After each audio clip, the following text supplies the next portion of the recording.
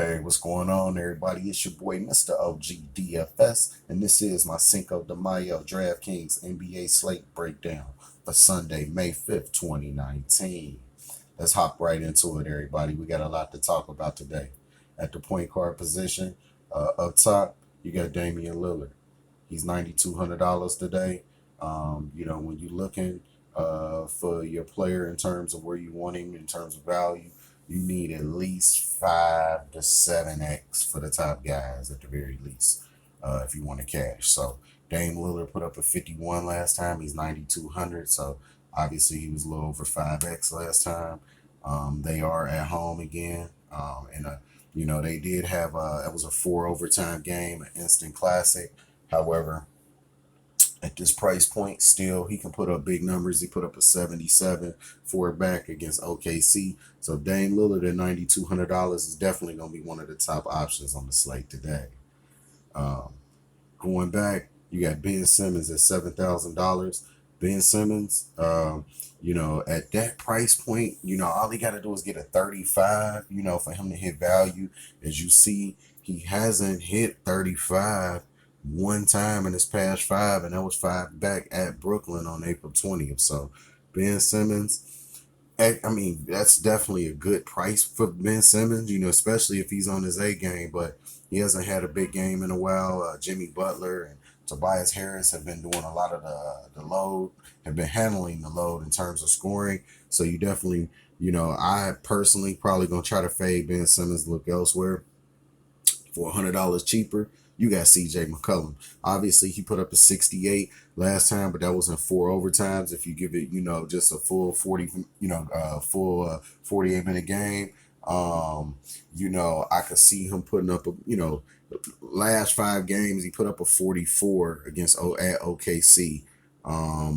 It's a tough call. Him and Ben Simmons, I tend to want to try to look past those two guys today, and try to find some value elsewhere.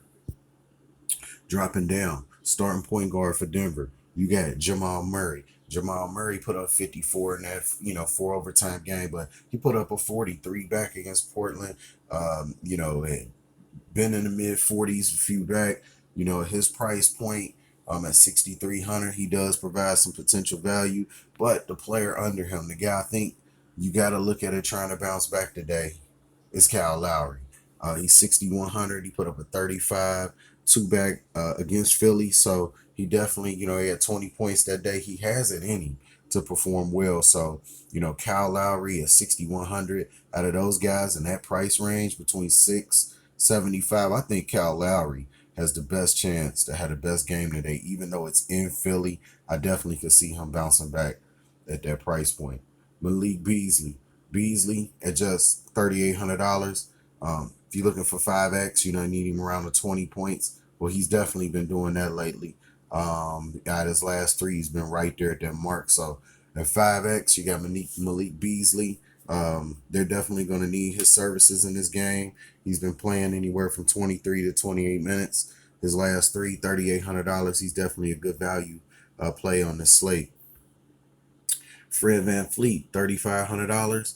Fred VanVleet has not been performing well, so we'll go ahead and look past him. You can't put it past anybody, but based on how their rotation is working, Fred VanVleet has not been able to get the sufficient run to put up the fantasy value that you're going to need from him.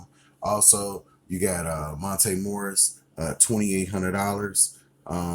Wow, if he can he's getting the minutes. He just hasn't really been putting up the fantasy points. So at point guard, you probably, other than Malik Beasley, you want to stay up top, one of the top options.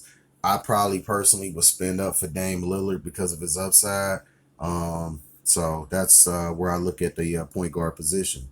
Headed over to shooting guard, you got, now some of these players are eligible for more than one position. It'll tell you, if, as you look at it, it'll say like SG or SF. That means they're shooting guard and small forward eligible. You got Jimmy Butler up top, $7,500 as shooting guard. Jimmy Butler has been a monster lately. Out of his past 2 games, he put up 56 fantasy points and then 54 respectively. he's on fire right now. You gotta probably pull the trigger on Jimmy Butler for that price point. When you compare him to Ben Simmons and CJ and the other guys, it's a no-brainer. Pretty much you need to lock and load Jimmy Butler today at $7,500. Spoke about a few of these other guys. Gary Harris, 5,000. Put up a 28 in the overtime game, but he did put up a 26 and a 25 two of the games out of his last four as well. So Gary Harris looks like he's getting you 5x in a regular game right now. Could be a possibility to put a little, some percentage of on Gary Harris. JJ Redick, 4,700. Wow, that's cheap. 4,700 for JJ. He gonna get you anywhere from 15 to 30 fantasy points, but lately he's been more between about 15 and 25. So JJ Redick in Philly, definitely with the minutes that he's playing, if he goes off and starts having a good game, if Embiid's not, on target or stuff like that, JJ Redick could, definitely exceed value today, just 4,700. Then you got Danny Green. Danny Green only $4,100. Danny Green, a starter. Pretty much with Danny, he's been playing, mid to high 30s. He put up a 23 last time he stepped it up in Philly because they need him more on the road. So at his price point, Danny Green, $4,100 is definitely a solid option when you're looking for value to get you at least 5x or better. Then you drop down to Will Barton. He put up 48 fantasy points. Because I remember he got on fire that fourth quarter. He wasn't doing nothing. And then come fourth quarter, because I had him in fantasy for the showdown, single game showdown, he was on fire. So if that momentum picks up and continues into this game, I see Will Barton at 4,000 being a solid play to get full run, because when Will Barton want to play a full game, they're going to give it to him. He ain't really been playing up to par, but when he plays well, he's going to get priority within the offense and everything. So definitely keep that in mind. $400 cheaper. You got Rodney Hood. He is definitely a solid option. He has definitely been needed in the offense at home in Portland. If I had to choose between Rodney Hood and Barton, it's a close call. With the consistency in it being at home, I probably had to go with Hood. I mean, I may do some lineups and actually put them both in there for value and then surround them around, a lot of the best top value plays up top. So top plays in terms of the studs. So dropping down one guy, definitely just verify, because he plays, is Torrey Craig. Torrey Craig played 36 minutes in that game. He did get a lot of time, but he hasn't been putting up a lot in terms of fantasy. So we'll move on over to the small forward position. Small forward up top, you got Kawhi Leonard on the road, $9,100. He put up almost 73 back, 55, and then on the road, he only put up 43. So I keep that in mind. I do see him getting at least 5x. They need this game. They're going all out. Kawhi Leonard up top, you got to play. Then I want to drop down to Tobias Harris. Tobias, 6,800, need 35. Excuse me. 2 out of his last 3, he's been there. And, out of his last 6 games, he's been there 5 out of the last 6. So, Tobias Harris, 6,800, consistent, at home. Between him and Ben Simmons, I got to play Tobias Harris, definitely. I think Tobias is definitely the better play. And then Maurice Harkless. Mo Harkless came alive, within the overtime period, paid 45 minutes. He getting a lot of run. You got to consider that, because when he's right, he going to get you between 30 and 40 fantasy points in the full game run when he's good. So he look good. For him to play 45 minutes, you got to look at that. So I think Tobias Harris, Mo Harkless, Jimmy Butler, and Kawhi Leonard are definitely guys you want to mix between shooting guard, small forward, and power forward. That's where you want to put your investment in my opinion. Then, as well as Rodney Hood. definitely as well. So dropping down to the power forward position, obviously you got Kawhi. Pascal Siakam. Pascal Siakam is $7,300. Pascal, on the right, he gets you around 40 normally. So if he has, they on the road, he didn't perform as well. And he had 20 points. So he had his normal allotment of points, but he wasn't getting as many peripherals. Because of that, I probably am going to try to fade Pascal Siakam today. And because of all the value that's below him, I do like Paul Millsap again on the road because Paul woke up last game, put up 45 within the overtime, but look at the last two before that. Regular games, 32, 36, $5,600. He's one of the best value plays on today's slate. That's just too low for Paul Millsap when you look at his potential and what he's been doing. Amino, they play at Denver. He put up a 27, 4,400. He's a potential value play. Then I want to drop down to two guys down here. James Ennis, been getting a lot of run, 3,400. I like James Ennis. He been getting good run, 26, 17. If Embiid off, that's another guy who could go off and go crazy. I will definitely put James Ennis in some of your lineups. Mason Plumlee, on the road, hasn't been performing well. He didn't do good that last game. Don't count him out. Zach Collins, though, with Enes Kanter having that shoulder injury, Zach Collins stands to benefit the most. He's still doing well, 3,100, well over value, even with Kanter playing big minutes. So Zach Collins is a must to be in your lineups today. Excellent value on him. And you can't ignore Mike Scott. Mike Scott, hasn't been doing well the last few games, a little less minutes. So we will try to go ahead and ignore Mike Scott. But the biggest reason is because we're going to the center position. It was because of Joel Embiid. But we'll look up top to Nikola Jokic. Jokic today, 10,400, put up 85 fantasy points. It's just ridiculous with Jokic. What he can do, 67, 67, 79, and those in regular games.